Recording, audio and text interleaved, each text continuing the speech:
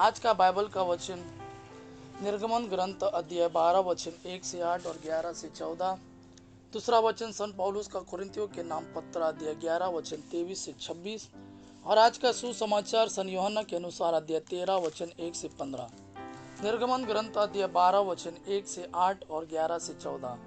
प्रभु ने मिस्र देश में मूसा और हारून से कहा, यह तुम्हारे लिए आदि मास होगा, तुम इसे वर्ष का पहला महीना मान लो। इज़राइल के सारे समुदाय को यह आदेश दो, इस महीने के 10वें दिन हर एक परिवार एक एक मेमना तैयार रखेगा। यदि मेमना खाने के लिए किसी परिवार में कम लोग हो तो ज़रूरत के अनुसार पास वाले घर से लोगों को बुलाओ। खाने वालों की संख्या निश्चित करने में हर एक की खाने की रुचि का ध्यान रखो। उस मेमने में कोई दोष न हो, वह नर हो और 1 साल का, वह भेड़ा हो अथवा बकरा। महीने के 10वें दिन तक उसे रख लो। शाम को सब इजरायली उसका वध करेंगे। जिन घरों में मेमना खाया जाएगा, दरवाजों की चौखट पर उसका लहू पोत दिया जाए। उसी रात बेखमीर रोटी और कड़वे साग के साथ मेमने का भुना हुआ मांस खाया जाएगा। तुम लोग चप्पल पहनकर, कमर कसकर तथा हाथ में डंडा लिए खाओगे। तुम जल्दी जल्दी खाओगे, क्योंकि यह प्रभु का पास्का है। उसी रात में प्रभु मिस्र देश का परिभ्रमण करूंगा। मिस्र देश में मनुष्यों और पशुओं के सभी पहलौठे बच्चों को मार डालूंगा और मिस्र के सभी देवताओं को भी दंड दूंगा। तुम लहू पोत कर दिखा दोगे कि तुम किन घरों में रहते हो।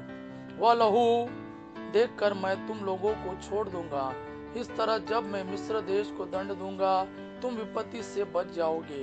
तुम उस दिन का स्मरण रखोगे और उसे प्रभु के आदर में पर्व के रूप में मनाओगे।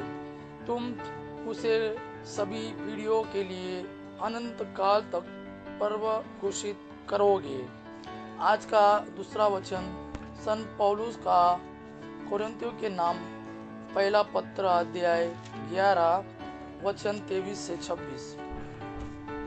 मैंने प्रभु से सुना और आप लोगों को भी यही बताया कि जिस रात प्रभु ईसा पकड़वाए गए, उन्होंने रोटी लेकर धन्यवाद की प्रार्थना पढ़ी और उसे तोड़कर कहा, यह मेरा शरीर है, यह तुम्हारे लिए है, यह मेरे स्मृति में किया करो। इसी प्रकार ब्यारी के बाद उन्होंने प्याला लेकर कहा, यह प्याला मेरे रक्त का नूतन विधान है। जब जब तुम उसमें से पियो तो यह मेरी स्मृति में किया करो। इस प्रकार जब जब आप लोग यह रोटी खाते और यह प्याला पीते हैं तो प्रभु के आने तक उनकी मृत्यु की घोषणा करते हैं। आज का सुसमाचार सन यूहन्ना के अनुसार अध्याय 13 वचन 1 से 15। अध्याय 13 वचन 1 से 15। पास्का पर्व का पूर्व दिन था। ईसा जानते थे कि मेरी घड़ी आ गई है और मुझे यह संसार छोड़कर पिता के पास जाना है। वे अपनों को जो इस संसार में थे प्यार करते आए थे और अब अपने प्रेम का सबसे बड़ा प्रमाण देने वाले थे। शैतान ब्यारी के समय तक सिमोन इस्करियोती के पुत्र यूदास के मन में ईसा को पकड़वाने का विचार उत्पन्न कर चुका था। ईसा जानते थे कि पिता ने मेरे हाथों में सब कुछ दे दिया है।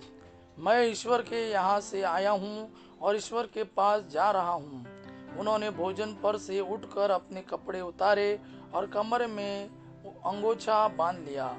तब वे परात से पानी भर कर अपने शिष्यों के पैर धोने और कमर में बंधे अंगोछे से उन्हें पोंछने लगे। जब वे सिमोन पेतरुस के पास पहुंचे तो पेतरुस ने उनसे कहा, प्रभु, आप मेरे पैर धोते हैं? ईसा ने उत्तर दिया, तुम अभी नहीं समझते कि मैं क्या कर रहा हूँ, बाद में समझोगे। पेतरुस ने कहा, मैं आपको अपने पैर कभी नहीं धोने दूंगा। ईसा ने उससे कहा, यदि मैं तुम्हारे पैर नहीं धोऊंगा तो तुम्हारा मेरे साथ कोई संबंध नहीं रह जाएगा।